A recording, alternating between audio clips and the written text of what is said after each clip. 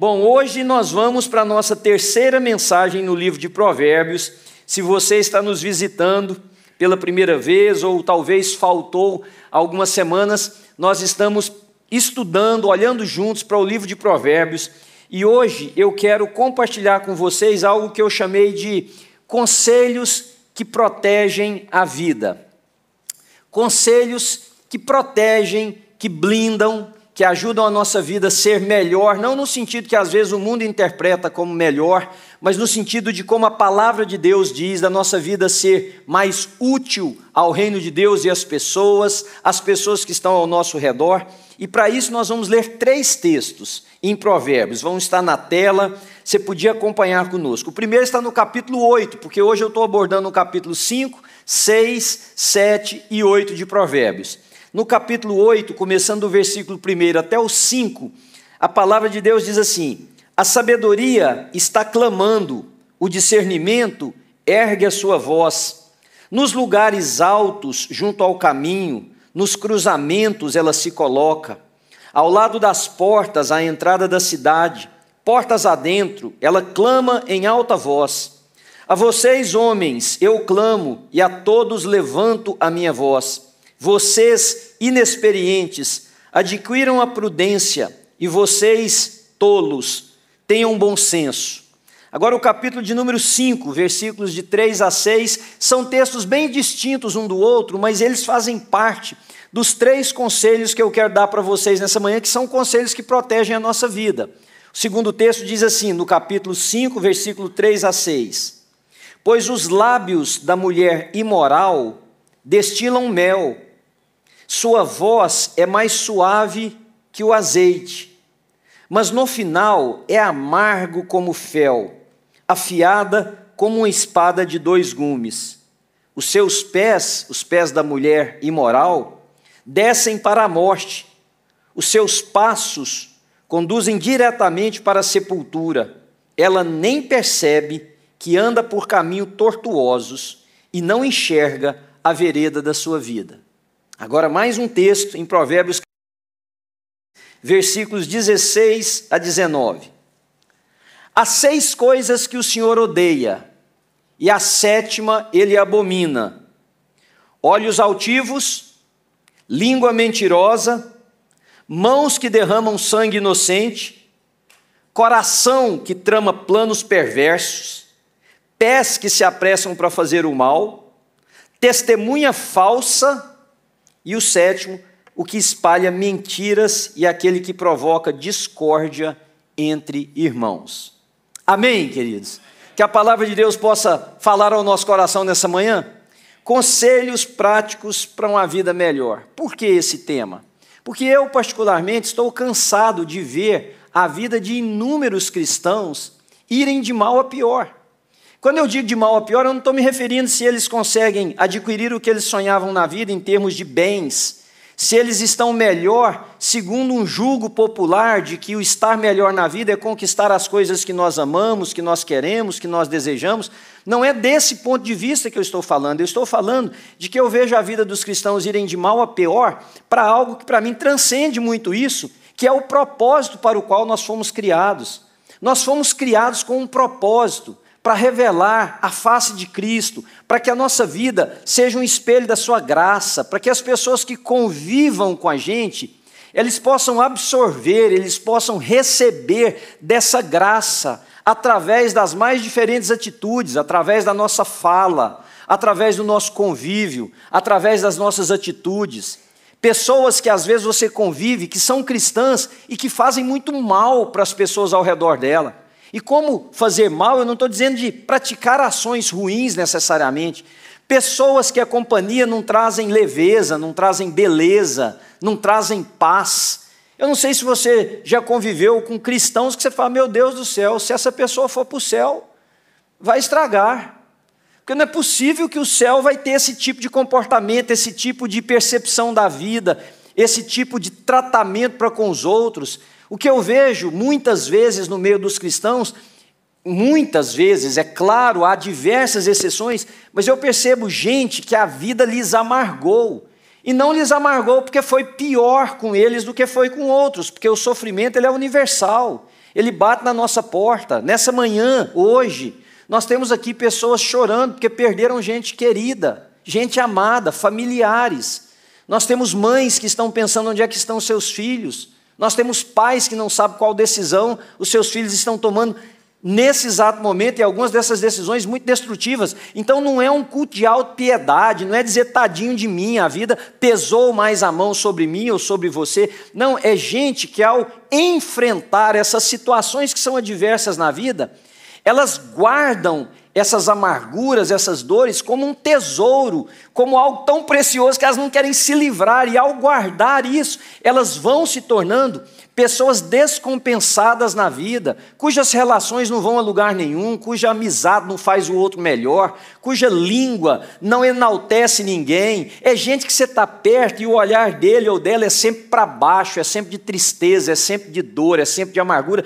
Então não é possível que nós, que temos na nossa mão um livro que revela a face de um Deus, que entre tantas coisas que ele se revelou, ele revelou como um pai que cuida, um pai que protege, um pai que está presente, ainda que nós andemos pelo vale da sombra da morte, ele jamais nos deixaria, ele estaria conosco cada momento da nossa vida. Um Deus que se revelou no seu Filho Jesus Cristo para nos dizer que esse fardo pesado, árduo, difícil de carregar é dele, não é nosso, que a gente pode deixar isso nos seus pés e que a gente pode ter uma outra vida. Então não é possível que você aceite continuar, porque tem gente que parece que gosta da desgraça, gosta da miséria, não a miséria na falta de posses, na miséria existencial.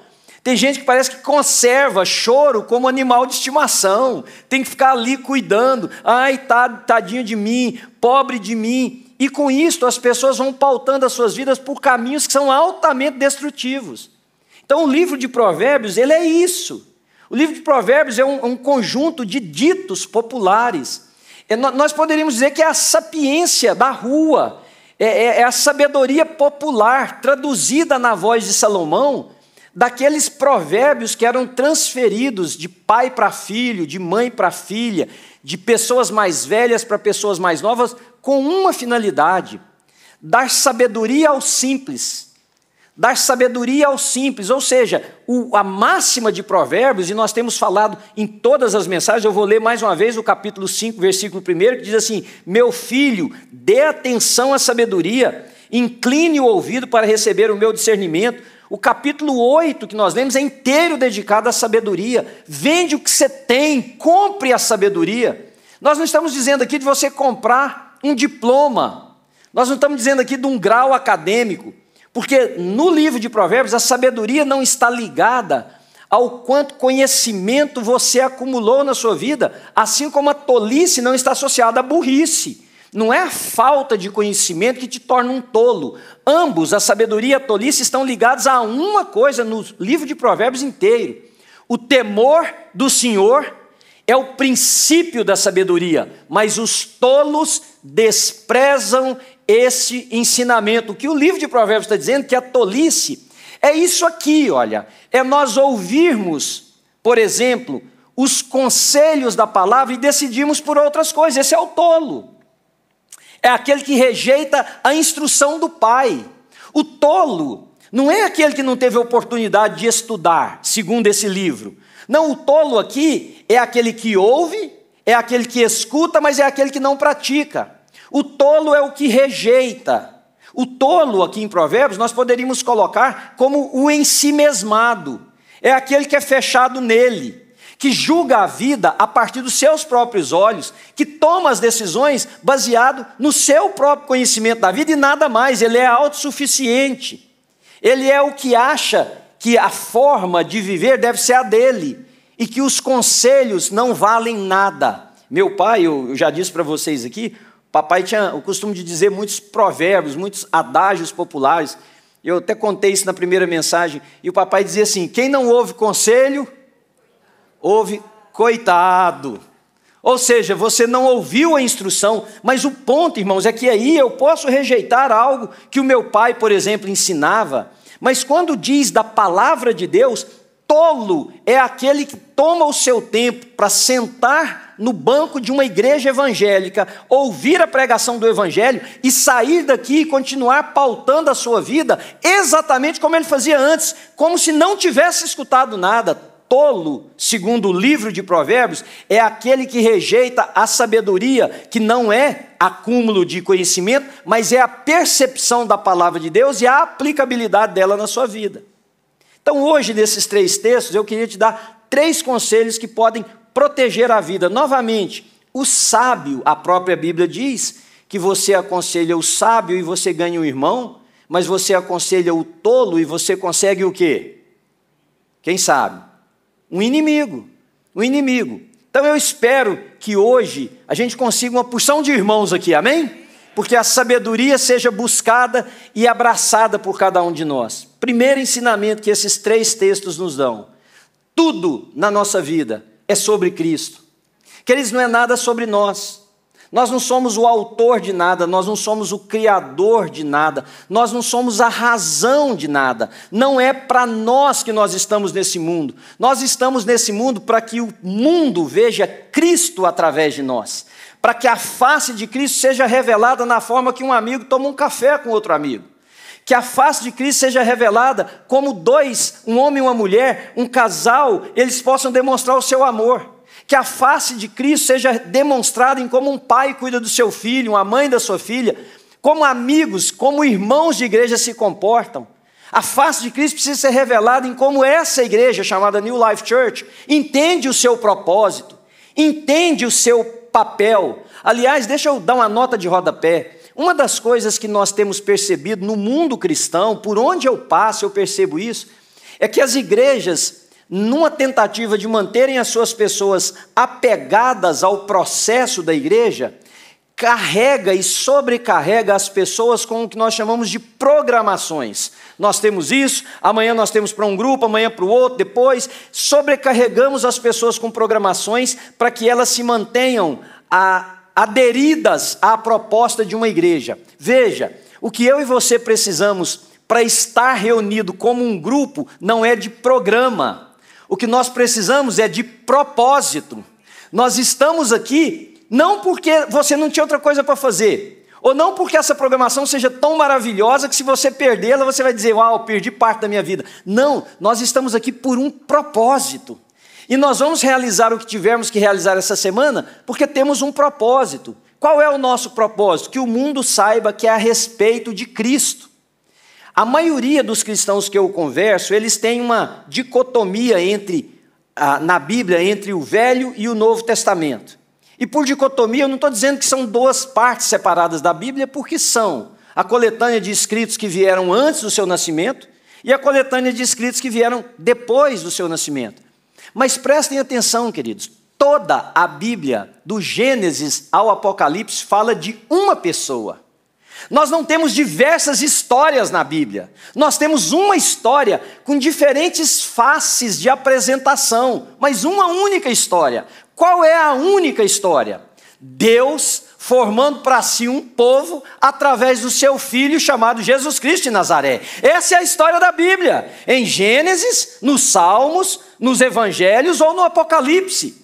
Não são diferentes histórias, uma só, que se revela a nós nas diversas faces da formação desse povo, de formas diferentes, com o propósito de formar para si um povo, não é de juntar uma igreja. Então veja, o capítulo 8, que eu disse que é dedicado à sabedoria, aponta para quem? Para Cristo. Cristo é revelado no capítulo 8 do livro de Provérbios. Se você está lendo comigo o livro inteiro, depois você vai ler em casa, mas presta atenção.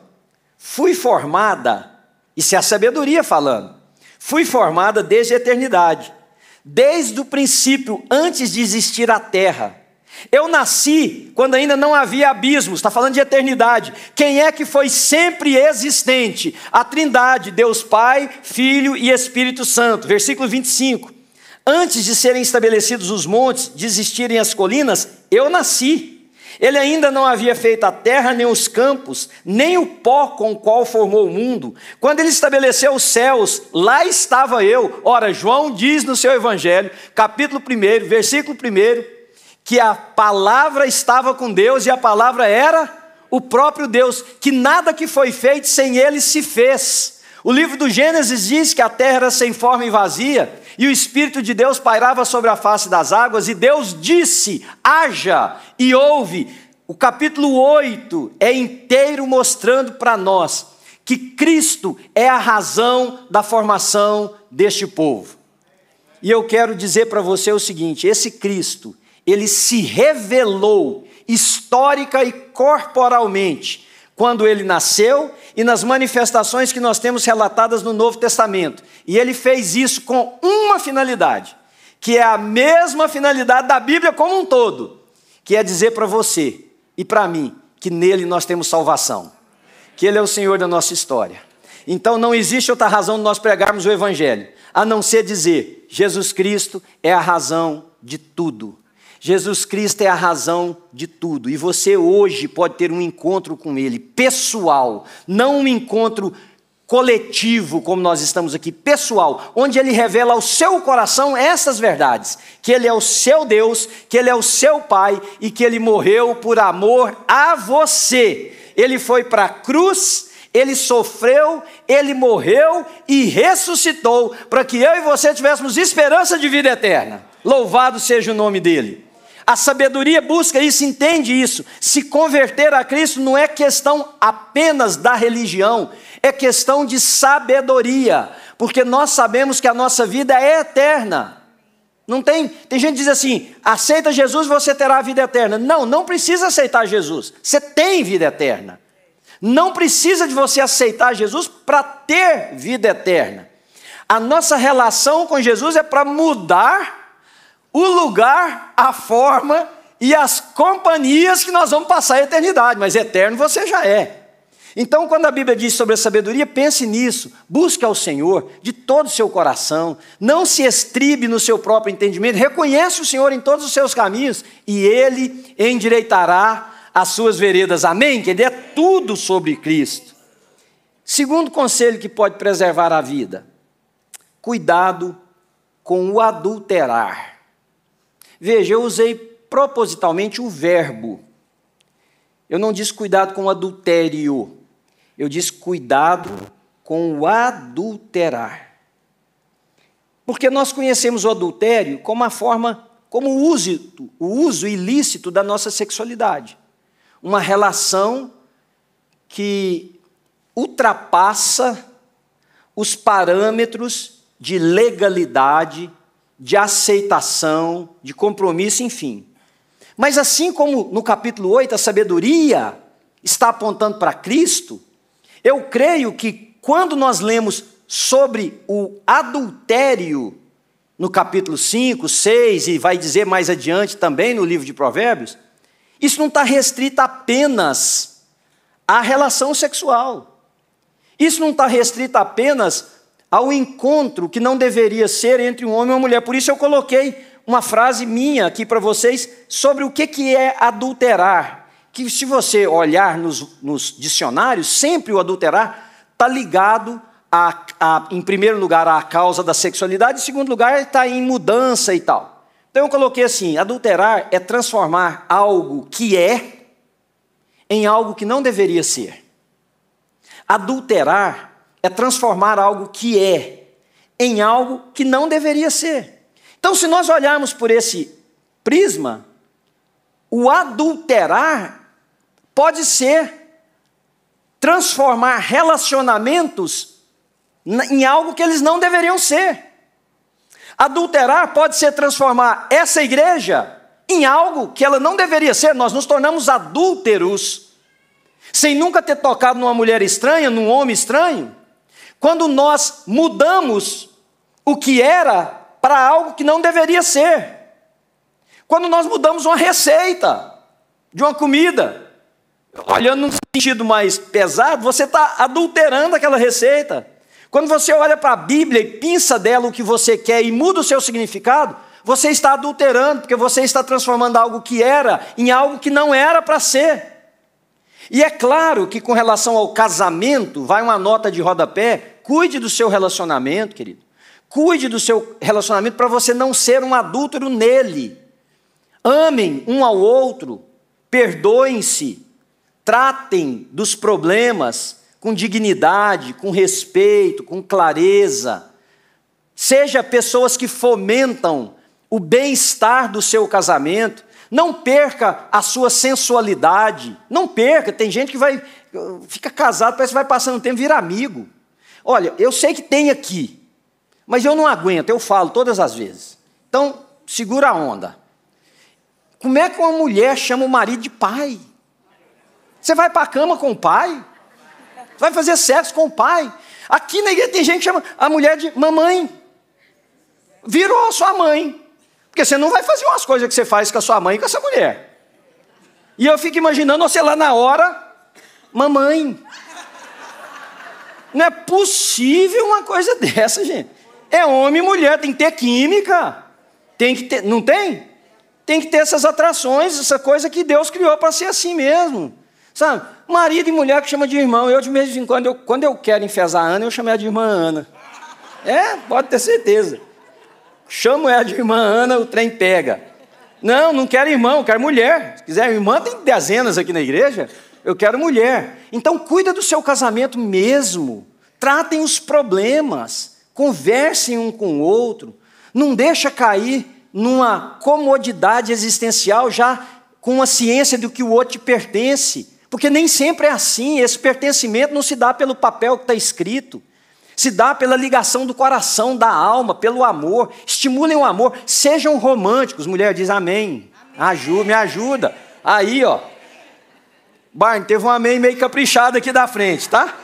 Sejam românticos. Façam coisas. Esse dia para trás, sexta-feira passada, né? Eu e a Ana comemoramos 38 anos de casados. Graças a Deus. Louvado seja o Senhor. E nós fomos jantar num restaurante. Um restaurante bacana que eu tinha vontade de conhecer. Fomos lá. Fiquei muito, muito feliz quando eu estava lá, porque eu saí para ir ao banheiro. Encontrei um casal aqui da igreja. Um casal num date. Num night out, marido e mulher, num lugar bacana, num hotel bacana, num restaurante bacana. É isso mesmo, irmãos. Se amem, se desejem, busquem um ao outro, cuida do seu casamento, porque o adultério, no sentido da sexualidade, ele é uma realidade, inclusive no meio evangélico, no meio cristão. Casamentos no nosso meio acabam. Na sexualidade, a evitar o adultério deveria ser a cumplicidade.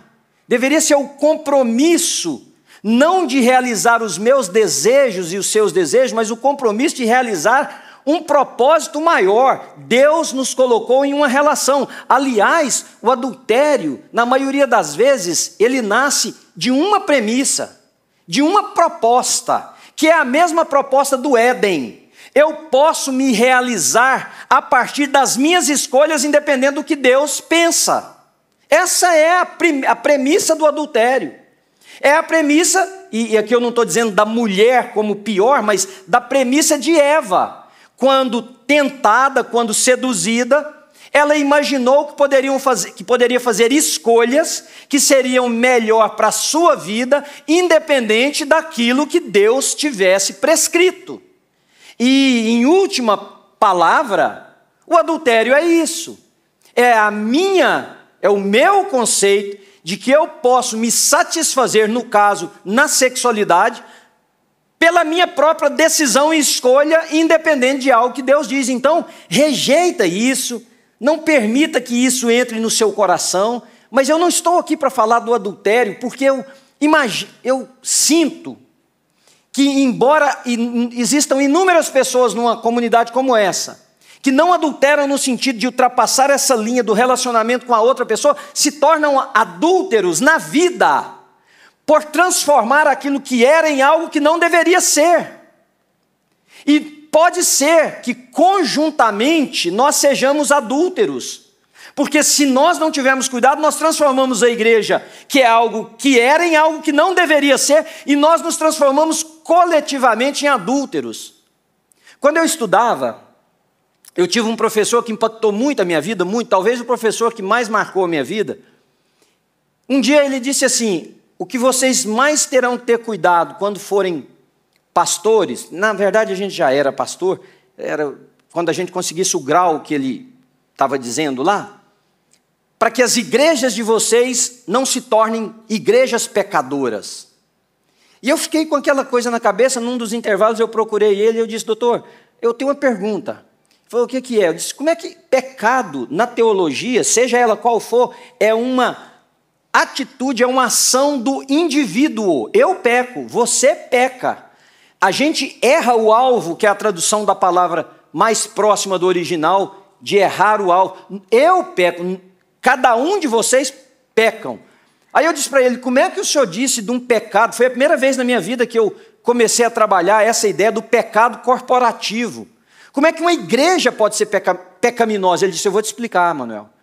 Todas as vezes que os conceitos, presta atenção nisso, irmão, para vocês verem o quanto é perigoso nós não atentarmos para o nosso comportamento como igreja. E por comportamento eu não estou dizendo de roupa, eu não estou dizendo de cabelo, de maquiagem, eu estou dizendo de percepção da vida e de propósito, papel nosso na história onde Deus nos colocou, como é perigoso nós fazermos isso. Todas as vezes que vocês como comunidade começarem a tomar decisões que contrariam o propósito para o qual vocês foram criados, vocês se tornaram conjuntamente pecadores. E isso pode tomar tanta força, tanto corpo, que uma instituição continue a existir, perpetuando o pecado coletivo. Então vejam, como que nós podemos fazer isso como igreja? Como nós podemos fazer isso aqui como comunidade? Se nós adulterarmos o sentido de nós sermos igreja. Nós não somos igreja para nós. Nós não somos igreja para você resolver suas mazelas. Nós não somos igreja para você resolver, sabe, dor que todo mundo tem, é isso aí. Juntos a gente ora, a gente busca a Deus. Eu abracei uma irmã querida ali que perdeu o pai essa semana e tudo que eu posso dizer para ela é que o Senhor te ajude um dia após o outro. A graça do Senhor venha sobre você. Para o irmão que está enfermo, a gente ora e pede a misericórdia e a graça de Deus. Mas, querido, nós existimos para um propósito maior. E se nós trocarmos esse propósito por esses subpropósitos, nós estamos adulterando a igreja. E isso nos faz uma igreja pecadora. Nós não vivemos para o nosso umbigo.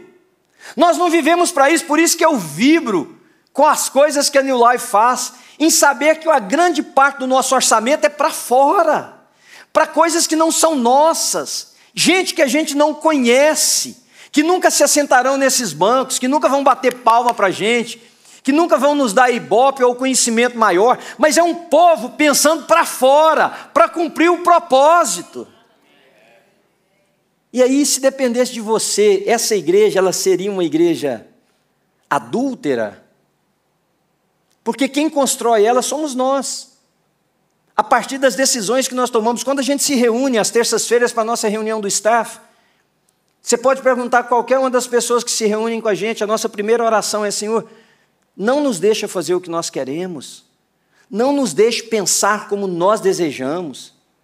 Nós estamos aqui para realizar a obra do Senhor, essa igreja é do Senhor, as pessoas, o Senhor morreu por elas, nós precisamos ter consciência do que o Senhor está nos chamando para fazer e, obviamente, nós vamos cometer erros, porque nós somos humanos e porque muitas vezes vontades também vêm à mesa e a gente não percebe, mas não é por cometermos erro que nós estamos deliberadamente buscando aquilo, não, o nosso desejo é de servir a Cristo e de ser, na nossa geração, um espelho de Jesus. Diz amém, pelo amor de Deus, querido.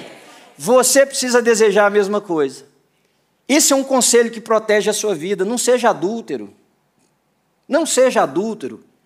Terceiro e último, aliás, deixa eu ler para você, antes de passar para o terceiro, um texto que está em Provérbios 6, para você evitar esse adultério, seja ele físico, ou seja ele intelectual, seja ele religioso, o que for. Pois o mandamento, antes ele disse assim, meu filho, não abandone o meu ensino, não esqueça os meus mandamentos, pois o mandamento é lâmpada e instrução e luz, e as advertências da disciplina são o caminho que conduz à vida. Veja o que diz agora. Eles o protegerão da mulher imoral, dos falsos elogios da mulher leviana, Não cobice em seu coração a sua beleza, nem se deixe seduzir por seus olhares, pois o preço, olha que coisa profunda isso aqui, queridos, pois o preço de uma prostituta é um pedaço de pão. Ou seja, você tem um contrato de serviços sexuais que você contraiu com uma mulher, você pagou. Pela prostituta, o que se paga é um pedaço de pão, que era a moeda corrente daquela época, e em algumas circunstâncias, trocar serviços por alimento. Agora, olha o que diz da adúltera. A adúltera sai a caças de vidas preciosas. Então, todas as vezes que nós adulteramos, seja em qualquer ambiente da nossa vida, nós estamos perdendo a vida. Terceiro e último. Construa pontes e não muros. Seja um construtor de pontes e não alguém que levanta muros. Presta bem atenção. Olha os versículos que nós vamos ler. No capítulo 6, versículos 16 a 19. Diz que tem 6 coisas que o Senhor detesta. 6 coisas que Deus detesta. E a palavra usada para detestar já é pesado o suficiente para nos meter medo. Não é o detestar igual você vê quem não gosta, por exemplo, de uma coisa amarga e chega numa casa, a refeição tem 1 ou 2 pratos de coisas que são amargas. E aí a pessoa diz assim, eu detesto isso. Não é você detestar, sei lá, um tipo de roupa. Não. Nós estamos falando de uma palavra extremamente pesada. Deus dizendo, ele detesta essas 6 coisas. Mas a 7ª não foi usado o verbo detestar. Se você esquecer o que eu falei nessa manhã, em nome de Jesus, lembre disso.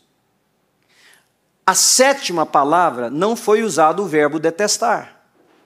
A 7ª atitude que Deus tem por ela algo repulsivo, o verbo usado foi o mesmo que nós usamos para abominar. E abominar é um verbo que não tem muito sentido, porque nós não usamos hoje na nossa gramática comumente, mas deixa eu te lembrar uma coisa. Lá no Velho Testamento, Deus ensinou que Ele era o único Deus. Estão me seguindo ainda? O único e verdadeiro Deus. Que nós não deveríamos, ou eles não deveriam, adorar nenhum outro Deus que não fosse Ele, prestar culto a nenhum outro Deus que não fosse Ele, oferecer coisas a nenhum outro Deus que não fosse Ele. Quando o povo teimava e começava a fazer isso com deuses falsos, o que era isso diante dos olhos de Deus? Quem se lembra? Abominação, exatamente. Abominação, a idolatria nesse nível era considerado abominação diante dos olhos de Deus. Agora vamos tentar entender um pouquinho essa palavra ou esse verbo para a gente poder terminar. Era como... Você já bebeu algo? Talvez um remédio, uma coisa. Às vezes, quando a gente vai fazer um exame, por exemplo, você tem que beber um líquido para poder se preparar para aquele exame. Seja lá o que for, você já bebeu algo que fica assim, vai voltar? Seja algo que você comeu ou que você bebeu, fala, vai voltar. O que causa? Causa uma ânsia, assim, uma náusea, uma vontade de vomitar. Essa é a palavra abominar. Deus tem isso por quem espalha contenda entre os irmãos. Meus irmãos, olha que coisa pesada. Aquele que constrói muros, Deus tem por ele abominação. Você quer um conselho para a sua vida, para proteger sua vida? Seja um construtor de pontes. Segure essa língua grande sua. Ore antes de você falar o que você vai falar de alguém. Se dobre diante de Deus e pense os seus pensamentos, de onde é que eles vêm, quem é o pai deles. Porque por isso, a Bíblia diz que Deus tem essa náusea de quem faz esse tipo de coisa, de quem se dobra para separar pessoas, amizades que são separadas, igrejas que são rachadas, pessoas que são excluídas da comunhão, pessoas que são excluídas do relacionamento por causa das nossas palavras. 6 coisas Deus detesta, mas cuidado, porque a 7ª, ele tem vontade de vomitar. E o pior é que nós temos dentro das igrejas evangélicas tantas pessoas, mas tantas pessoas, que dedicam as suas vidas num processo sistemático de ser quem levanta muros entre os irmãos, de ser quem traz à baila, à tona, o pior do outro, quem propaga os erros do outro, quem faz uma exposição das incapacidades, dos shortcomings, dos erros da vida dos outros. Cuidado. E eu termino dizendo para vocês que o livro de Provérbios é isso. É uma coletânea de orientações. O sábio vai ouvir. E o sábio vai dizer: Senhor, isso aqui tem a ver comigo. O sábio vai se entregar a isso, o sábio vai buscar isso, o sábio vai vender o que tem para fazer e para buscar essa sabedoria. O tolo vai desprezar tudo o que ele ouviu, tudo o que ela ouviu. A minha pergunta, e eu estou encerrando cada mensagem dessa com um desafio a vocês, a minha pergunta, o meu desafio é: você, nessa manhã, vai acatar ou você vai jogar fora os conselhos que protegem a sua vida? Então eu queria convidar vocês, e hoje eu não vou convidar só quem quiser, eu vou convidar todos vocês.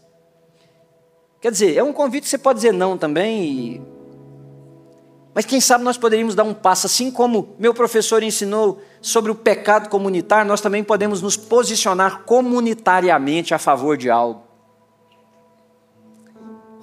Eu queria te desafiar para nessa manhã, aquele que desejar, ficar de pé, para nós dizermos o seguinte: esse povo aqui, o que depender de mim, nós seremos um povo sábio. Você quer ficar de pé comigo? Na presença de um povo sábio, um povo que vai ouvir conselhos que protegem a vida, que vai entender que é tudo sobre Cristo. Fecha os olhos e começa a orar por você, põe a mão no seu próprio coração. Quem sabe o que o Espírito de Deus vai levar você a fazer agora é um pedido de perdão, de você dizer: Deus, por que eu fiz isso, por que eu agi assim, por que eu deixei minha vida ser dessa maneira? Então vá falando com o Senhor enquanto nós celebramos a Deus com parte dessa canção. Vai falando ao Senhor a sua história.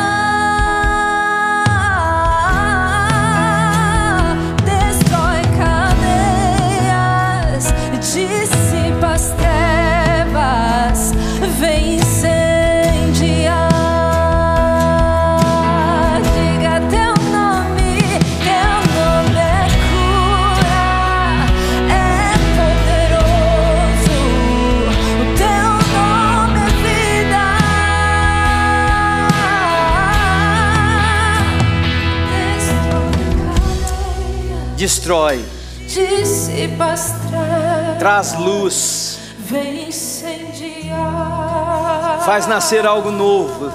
Senhor, nós estamos de pé na Tua presença, porque o Senhor é que pode fazer isso na nossa vida.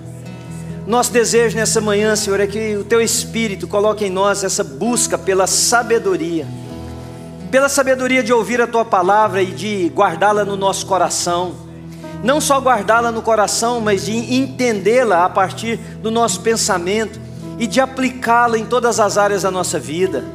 Ó Deus, nós nessa manhã confessamos ao Senhor os nossos pecados a partir de escolhas e de palavras e de posicionamentos que nós tomamos como tolos, Senhor. Quando nós achamos que éramos o próprio autor da vida, o juiz que o Senhor estabeleceu na terra para julgar a vida dos outros, o condenador com a nossa própria língua, o dedo acusador que aponta no rosto das pessoas, nós te pedimos perdão, Senhor. Mas uma coisa nós queremos a partir do estudo desse livro de Provérbios, Pai, é que a cada domingo o Senhor nos transforme um pouco mais, e o Senhor nos faça um pouco mais parecidos com Jesus. O Senhor nos torne um pouco mais sábios, para que nós possamos saber as nossas escolhas, as nossas palavras, os nossos caminhos. Ó Deus, que nós não adulteremos nada nessa vida, nem o nosso corpo, mas nada, nenhuma outra coisa que foi criada para ser algo, e nós estamos com o nosso adultério transformando naquilo que não deveria ser. Nós clamamos, ó Deus, um derramado do Teu Espírito sobre nós, e te agradecemos pelo teu favor, pela tua misericórdia. O Senhor nos permitiu estar vivos ainda hoje. Então o sábio sabe que hoje é dia de mudança, que hoje é dia de retrocesso, que hoje é dia de recomeço. Louvado seja o teu nome. Eu levanto as minhas mãos sobre essa comunidade de irmãos e eu os abençoo, ó Deus, com a bênção que vem do Senhor. Meu irmão, minha irmã, que o Senhor nos abençoe e nos guarde, que o Senhor levante o seu rosto sobre nós, tenha misericórdia de nós, que o Senhor sobre nós levante a sua face, porque é preciso conhecer a Deus. Ele levante a sua face e nos dê shalom, a paz que excede todo entendimento, e que essa paz guarde mentes e corações em Cristo Jesus, até o dia em que nós estaremos com o Senhor na eternidade, sábios voltando para casa, no nome de Jesus. Você diz amém?